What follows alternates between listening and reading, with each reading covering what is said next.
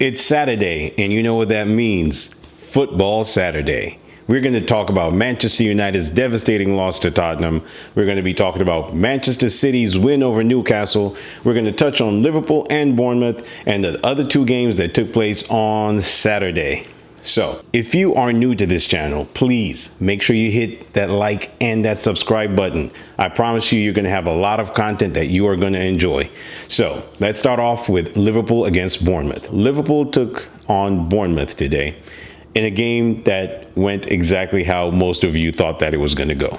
Bournemouth have a dreadful record against Liverpool, especially recently. Last season, they lost 9-0 here, and as I thought, they were not going to be as bad today. However, they did start with a goal in the third minute. Liverpool tend to come into these games a little bit edgy, a little bit shaky. But as I thought, 3 goals later and a missed penalty later, Liverpool emerged 3-1 winners. This is not the biggest test that Liverpool are going to face this season. It's a game that they normally win.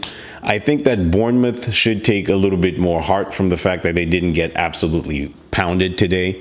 But for Liverpool, this is a result that's going to bode well for them in the sense that they have a win on the board. They didn't have to exhaust as much of their resources in this game, considering that they went down to 10 men. Bournemouth probably just did not want to lose 9-0 again. So the little that could be said about this game is the fact that Liverpool get 3 points on the board. Bournemouth do not get annihilated. And it's pretty much work as usual for the Anfield crowd. Then we move on next to Fulham against Brentford, a game that I had predicted Fulham to do a lot better than they actually did. They lost 3-0 at home.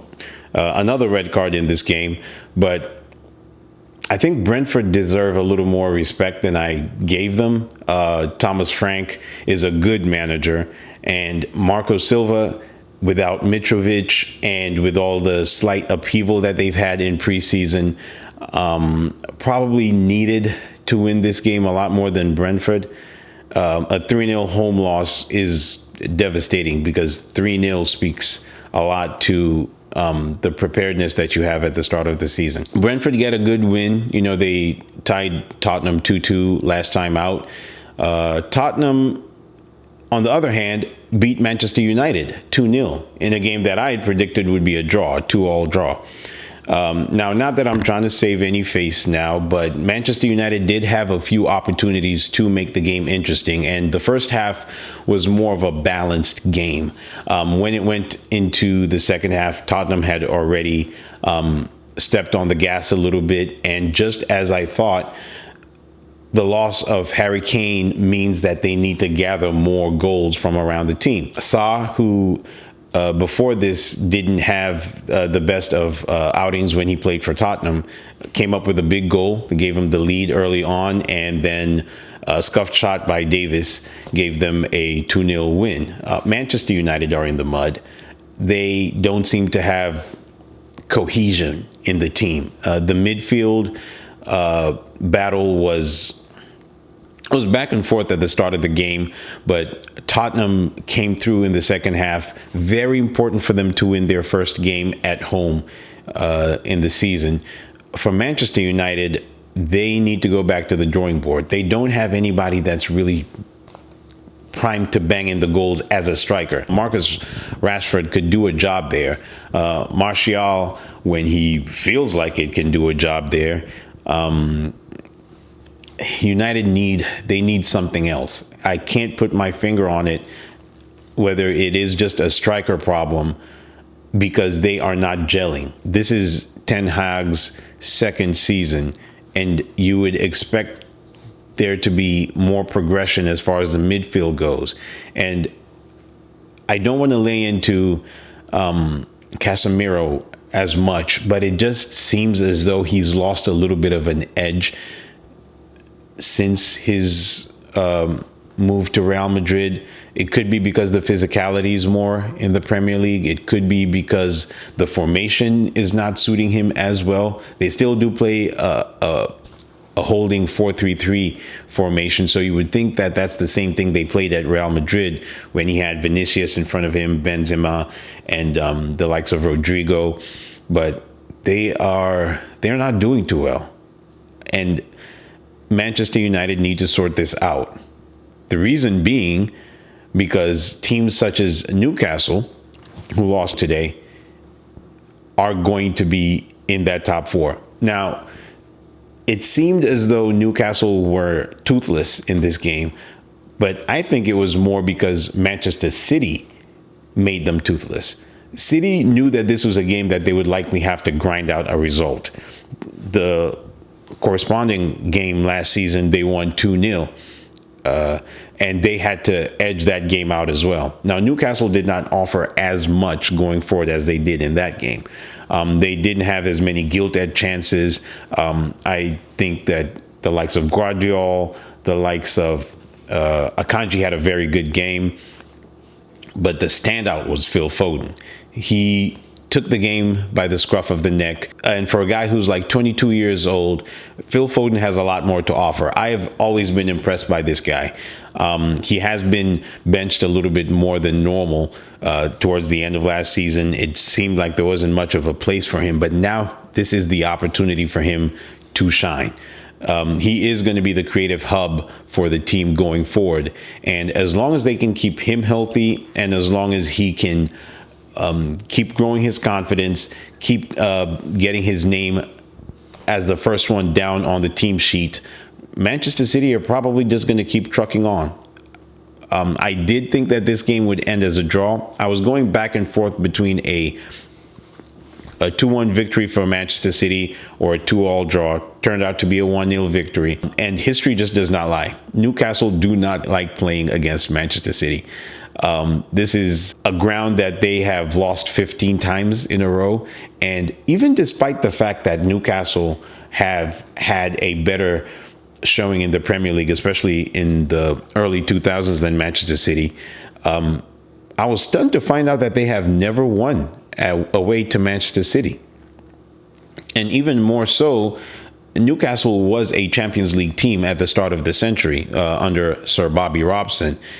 And I assume this was the time when Manchester City were relegated from the Premier League, because that was pretty much in and around when Newcastle were right up there with Manchester United and Arsenal and Liverpool and the preeminent team of Chelsea before Jose Mourinho came in. I think that's around the Ranieri era.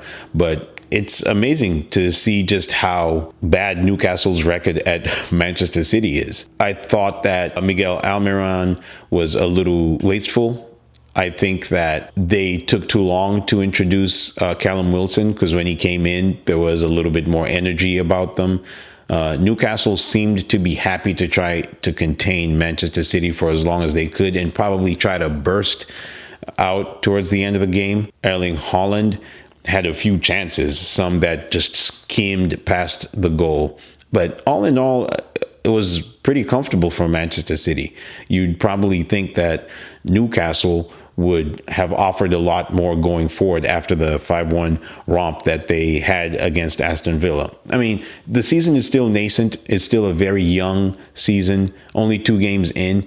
But out of all these teams, I would be worried for Manchester United because the competition is going to come thick and fast, and you can only run but so many 10,000 kilometer distances before your team needs better personnel, and Manchester United needs better personnel. Wolverhampton Wanderers got beaten 4-1 at home by Brighton. Now, in a game that I thought would be a little bit closer because of how Wolves played on Monday, it was anything but. And Brighton are a really good team.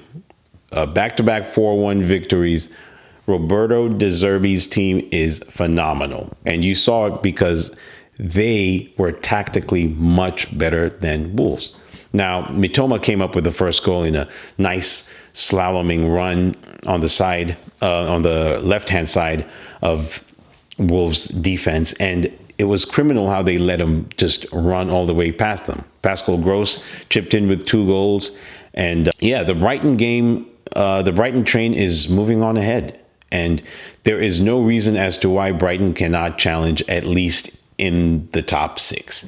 Now, top four is probably going to be very hard to achieve, but I can see them visibly making a lot of teams scared towards the end of the season. In other games, yesterday, Nottingham Forest won 2-1 against Sheffield United in a game that Nottingham Forest started off very well.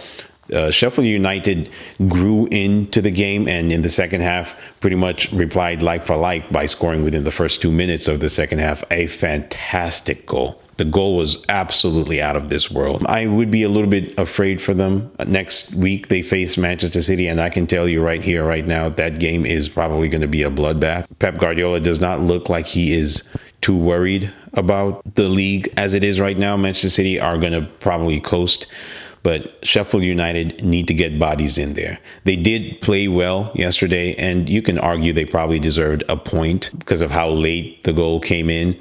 But Chris Wood came in trumps towards the end, and hey, a 2-1 victory. Tomorrow we have West Ham, Chelsea, and we have Aston Villa and Everton. So if you like this, please, once again, consider leaving that like and subscribe. Thank you for watching this. I will catch up with you guys tomorrow. It's been your boy Izzy. Peace.